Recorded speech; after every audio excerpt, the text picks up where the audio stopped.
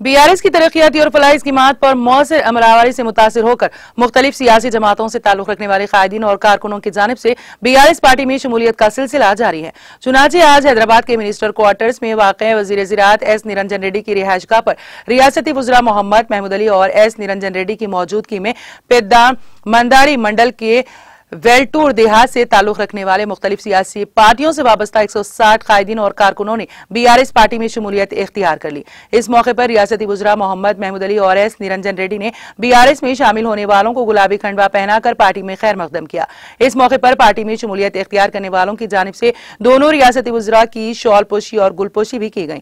इस मौके पर वज़ीर दाखिला मोहम्मद महमूद अली ने कहा कि हमने बनपरती को रियासत में आला मुकाम पर रखा है। उन्होंने कहा कि पिछले 10 सालों में हमने सैकड़ों साल पुराने मसाइल को हल किया है और इस हल्के में आपाशी, पीने के पानी, सड़कों, तालीम और तिब्बी सहूलियात को बेहतर बनाया गया है।